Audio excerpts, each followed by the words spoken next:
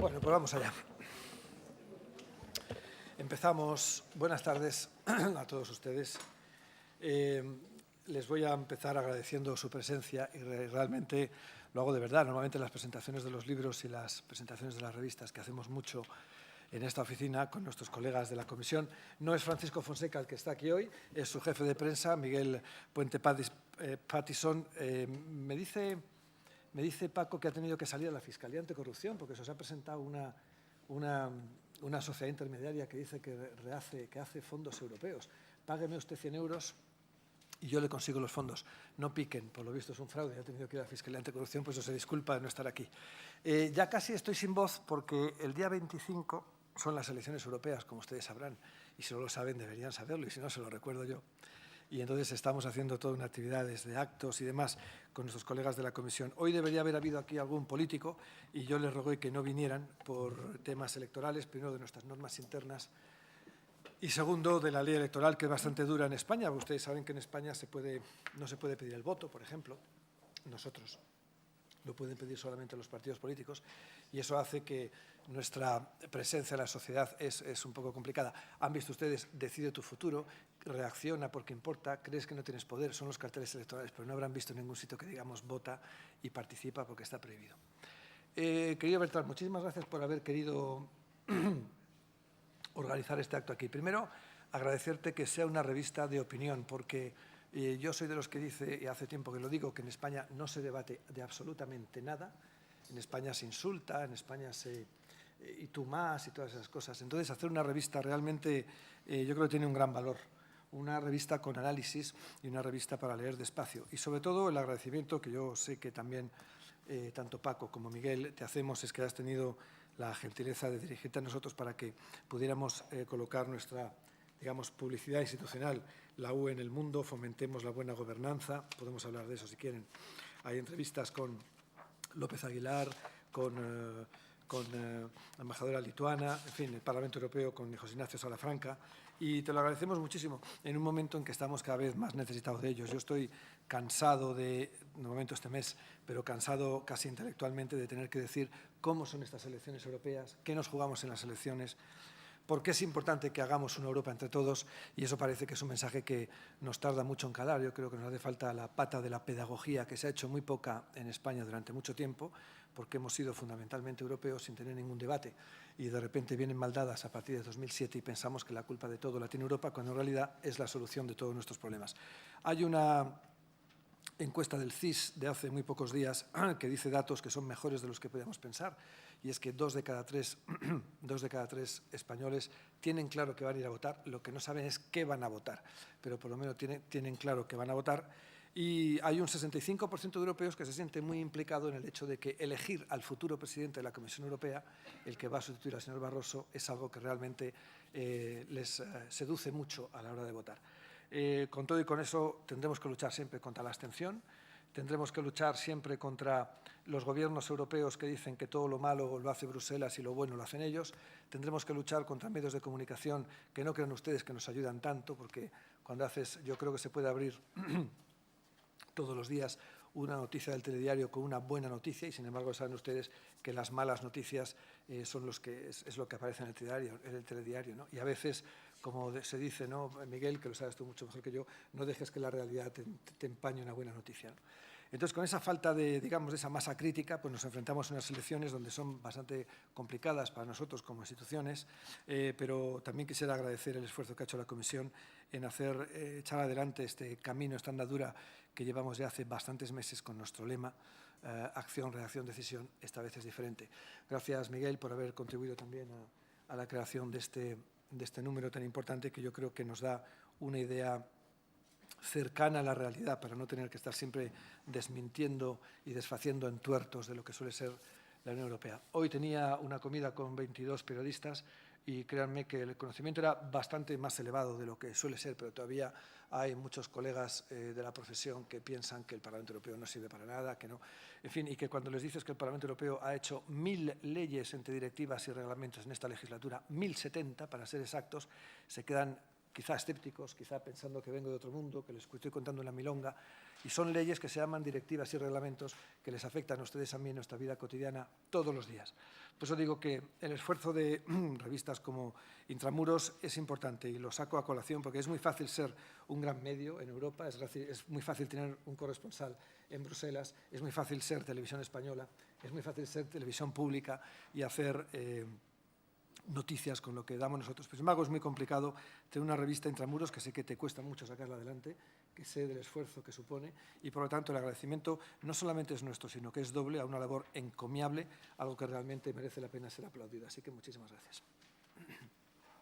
Miguel, le doy la palabra a Miguel por Francisco y luego tenemos la palabra a ti, Beltrán, dirige usted el acto. Sí. Vale. Yo no solo tomo la descortesía, a las 8:30 tengo otra cita con una cena debate, con lo cual me verán ustedes irse, pero no es descortesía, es que tengo que seguir trabajando. Muchas gracias. Muchas gracias, Nacho, y disculpas por la ausencia repentina del director, el señor Francisco Fonseca. Solo 2 palabras antes de dar la palabra a Beltrán. Quería agradecer pues, que el grupo Intramuros haya puesto la confianza en la Comisión Europea para colaborar y también el Parlamento Europeo. Ya hicimos hace unos años un número, si no recuerdo mal, sobre la caída del muro, ¿no? con diversas embajadas y salió muy bien. Desde el punto de vista de medios, yo creo que para mí, como jefe de prensa, es agradable de vez en cuando colaborar en un producto de alto valor intelectual, en vez de estar constantemente, pues como decía Nacho, en el rifirrafe, el combate diario con los medios tradicionales. De vez en cuando colaborar en un producto casi, digamos, de lujo, de alto nivel intelectual como este, pues también se agradece mucho y por ello espero que sigamos pues, en futuros números colaborando con el grupo Intramuros. Y sin más, te doy la palabra, Beltrán. Muchas gracias por vuestra presencia. Me complace mucho moderar este coloquio para presentar este número que lo hemos hecho bajo la consigna de la Europa que he vivido. Y agradezco a nuestros anfitriones por todo el apoyo recibido para esta edición. Al representante en España de la Comisión Europea, Francisco Fonseca, que como dijeron recién se tuvo que ir para acudir a una cita institucional, y al director de la Oficina de Información del Parlamento Europeo en España, Nacho Samper, muchas gracias, y a Miguel Puente Pattison, que desde el día 1 me ayudó y me impulsó para que esto que ustedes tienen hoy en las manos fuera una realidad. Y a los autores, a los que están y a los que no están, y a todos vosotros por acompañarnos. Me toca el turno de explicar el sentido de este número especial y contarles algo de la trayectoria de Intramuros. Algunos que ya nos vienen siguiendo la conocen y otros no, así que seré lo más breve posible. La revista está cumpliendo en 2014 20 años y es la única en español dedicada al género biográfico y autobiográfico. En los últimos años hemos trabajado intensamente sobre el concepto de autobiografía mínima, que es un concepto en virtud del cual los autores escriben 1000 palabras en primera persona contando la vida. Dirán, 1000 palabras son pocas, pues para muchos, por nuestra experiencia, son muchas. Y hemos trabajado en los últimos tiempos con más de 15 países en los cuales la impronta siempre es que los autores que invitamos de los países escriban en primera persona. Acaba de llegar la agregada cultural de la Embajada de Colombia, que acabamos de presentar hace unos días, el Intramuros Colombia, y ya estamos aquí presentando el siguiente número dedicado a Europa. Con nuestra presencia en la web y en las redes sociales, quizás seamos el medio que más impulsa la escritura del yo y que ha reunido la mayor cantidad de personalidades en torno a este género. Podríamos decir que Intramuros ha reunido más de 300 textos autobiográficos en 1000 palabras. Algunos están en papel, algunos están digitalmente y todos a vuestra disposición. De los últimos números, además del que acabo de mencionar de Colombia, deseo también destacar 2. El que dedicamos a China, en el que escriben 11 autores y 9 autoras chinos, y entre ellos el Premio Nobel de Literatura Mo Yan. Agradezco la presencia en este acto de la consejera cultural de la Embajada China en España, la señora Xuan Lixiao, que está aquí en primera fila, que me apoyó para ese logro que tan contentos nos puso. El segundo número que quiero mencionar aquí es el especial Intramuros Alemania, que hicimos con la directora del Goethe Institut, que nos acompaña, Margareta Hauschild, y en el que escribieron 2 premios Nobel, Herta Müller y Günter Grass. Ahora me referiré al Intramuros que hoy presentamos.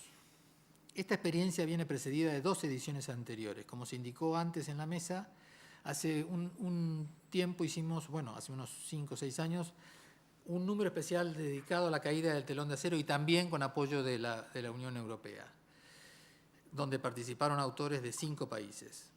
Hicimos también antes un número dedicado a las asociaciones europeas que se dedican a preservar la actividad del diario íntimo. Textos en primera persona, y le llamamos Europa autobiográfica. En el número que hoy presentamos han escrito 20 personalidades de 13 países y lo han hecho siguiendo la consigna de la revista, primera persona. Y estas personalidades, estos autores provienen de la política europea, la diplomacia, la cultura, la filosofía, el periodismo, el derecho, la politología y el mundo sindical, como podéis ver en las imágenes que estamos pasando en el PowerPoint. Es, por tanto, una mirada, como dicen los italianos, a 360 grados. Y me complace estar acompañado de 5 de ellos, que además de haber escrito excelentes textos, son todos ellos muy buenos amigos y antiguos. Bueno, en este orden que tengo aquí, Jean-Pierre Castellani, hispanista, catedrático de la Universidad de Tours, compañero de shows ya por más de 15 años. Nos conocimos en la residencia de estudiantes en un coloquio dedicado a Umbral. Justin Harman, embajador de Irlanda, anfitrión de las mejores veladas musicales en Madrid y alrededores, que vamos lamentablemente a perder de acá a unos meses para destinos diplomáticos todavía más interesantes para el señor Harman. Margareta Hauschild, directora del Goethe Institut, magnífica en su gestión y con un gran sentido de humor que vamos a ver si hoy nos lo demuestra. Y a mi derecha, Audra Pleipte, el apellido más difícil de pronunciar de toda la mesa, embajadora de Lituania, con una carrera diplomática impresionante y con la singular característica de ser embajadora. Yo no lo logro entender todavía, pero creo que es así, porque me lo ha explicado antes de llegar, antes de venir aquí. Embajadora ante España y ante Argentina al mismo tiempo. Curiosa circunstancia. No sé cómo podrá hacer los informes a sus superiores del Ministerio de Asuntos Exteriores, pero así los tendrá que hacer. De manera que habrá presentado sus cartas credenciales también en Buenos Aires. José Eugenio Soriano, catedrático de Derecho Administrativo, decano de mis amigos en Madrid. Nos conocemos desde el año 1981 y compañero de fatigas en el debate jurídico, en el derecho administrativo. Por supuesto, él siempre un maestro. Y la última discusión que tuvimos fue en torno al polémico y todavía irresuelto caso Assange, del cual José Eugenio escribió un texto que yo le agradezco tanto en el diario digital El Imparcial. Y ya que estamos en la línea jurídica y ya antes de dar la palabra a mis amigos de hoy, hacer una mención a algo que muestra el vigor de las instituciones europeas, algo que no tiene que ver con lo político, sino con lo estrictamente jurídico, pero que tiene que ver con la contracara de la memoria, que es el olvido.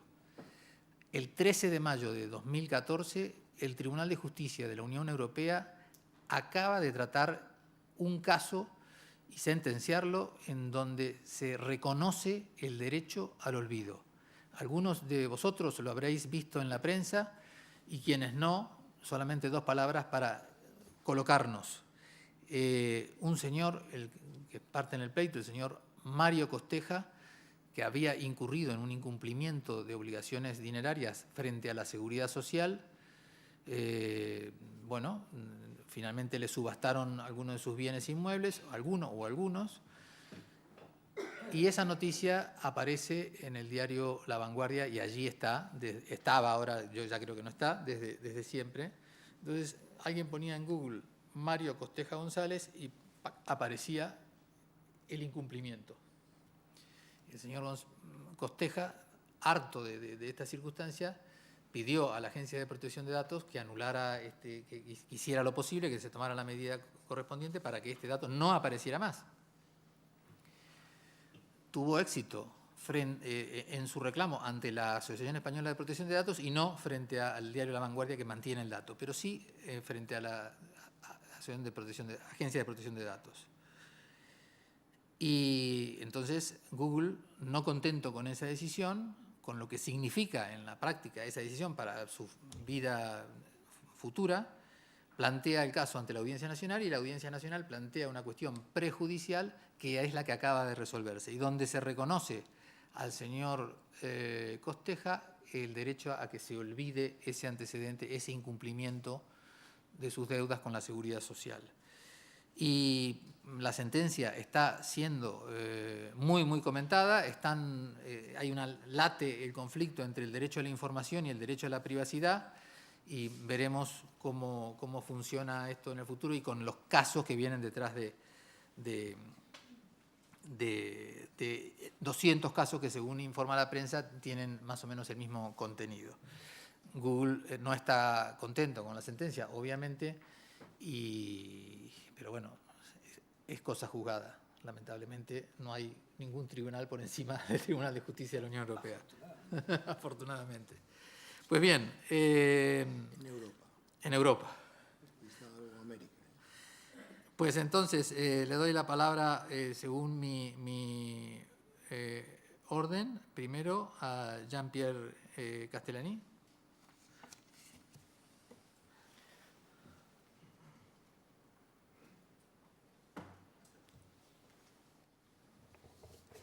Gracias, Beltrán. Creo que tenemos 5 minutos, algo así, ¿no?, para comentar nuestra participación. Muchas gracias a todos, claro. Beltrán es un hombre peligroso. Un hombre peligroso porque yo llevo 20 años, como dijo él, y me doy cuenta de que cada 2 años me saca algo personal, cada vez más personal, de mi pobre pasado, ¿no?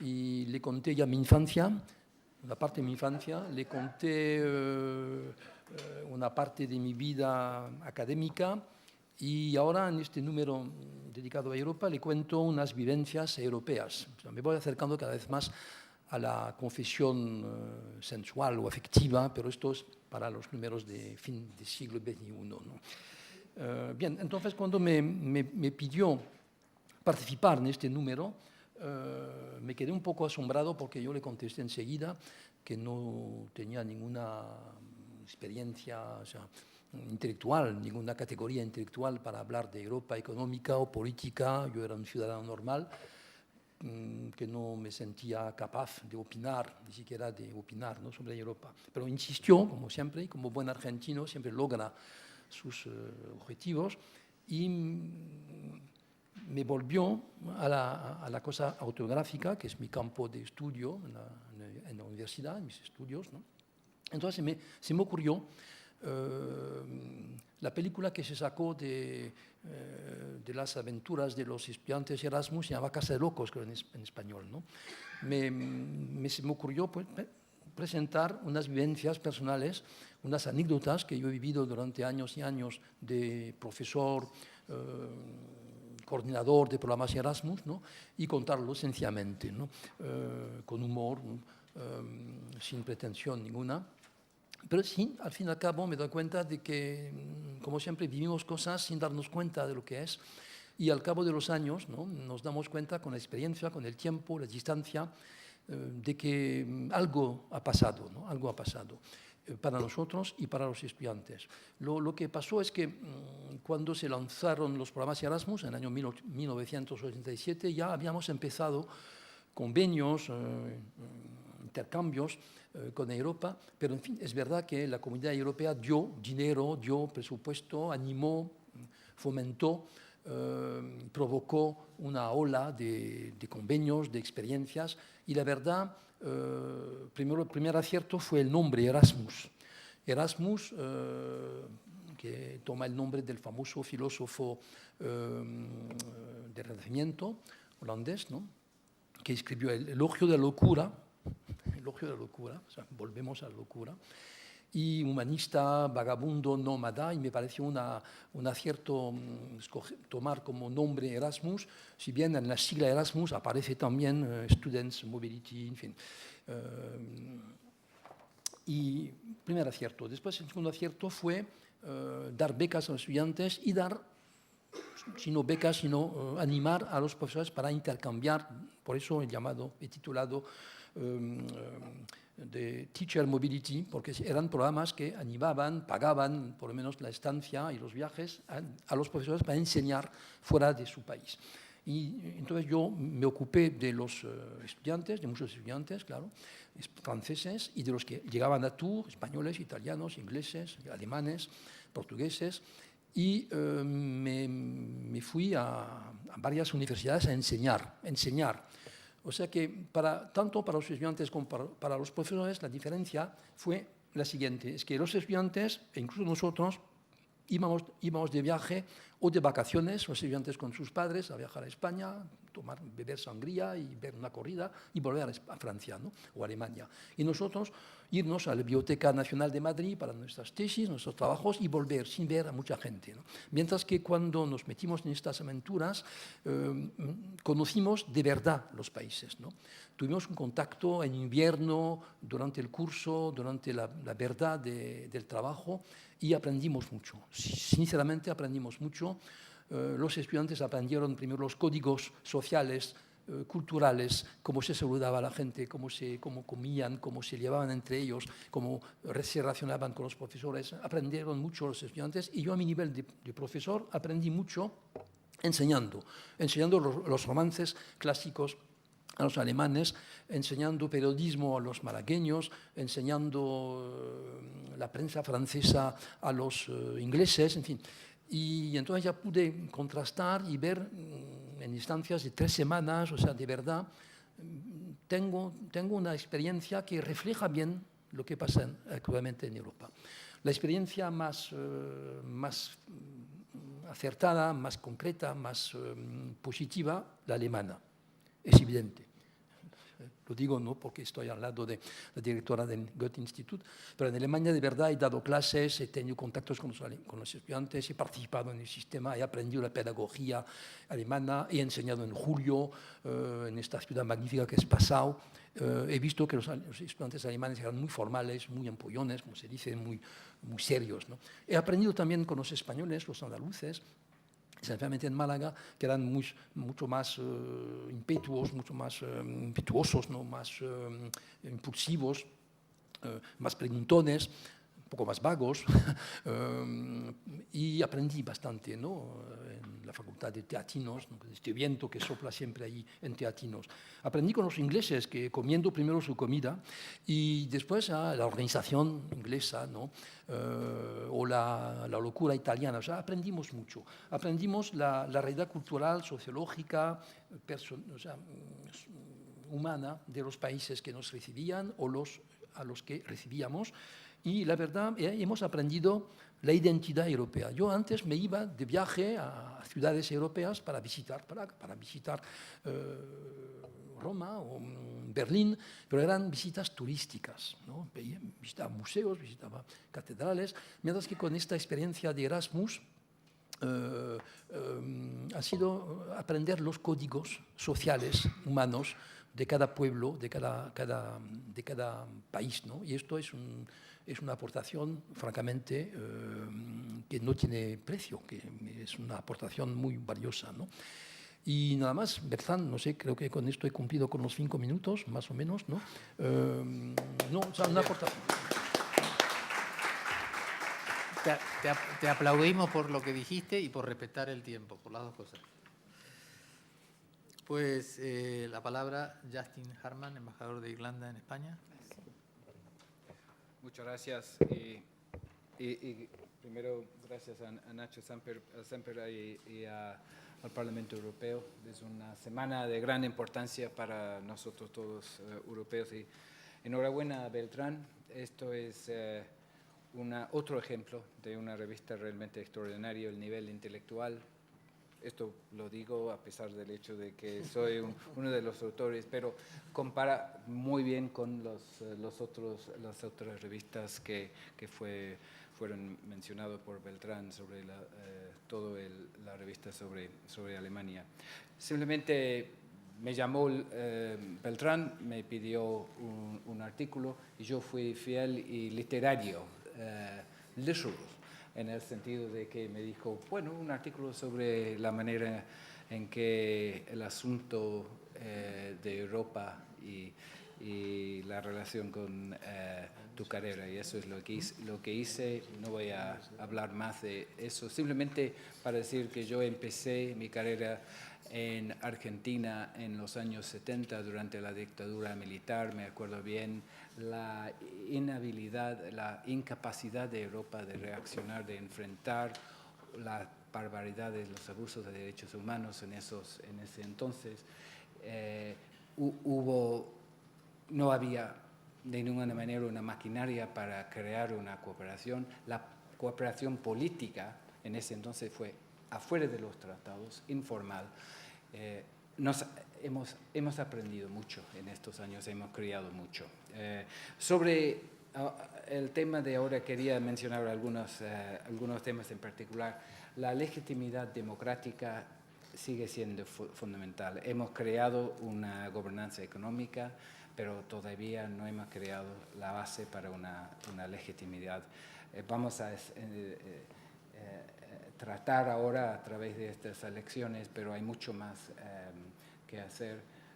Hay un vacío y es evidente que necesitamos eslabones firmes con los votantes. El debate europeo para mí sigue siendo demasiado un debate de instituciones, sin tener en claro lo esencial.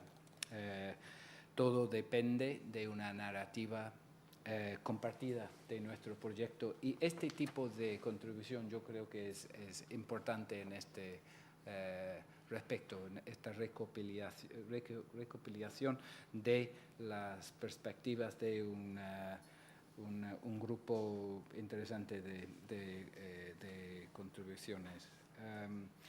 El escepticismo para mí que enfrentamos hoy en Irlanda, tampoco en España hay partidos escépticos, pero existe un nivel importante de escepticismo. No tenemos partido, pero existe el escepticismo hacia el proyecto. Esto es consecuencia de este déficit democrático para mí. Y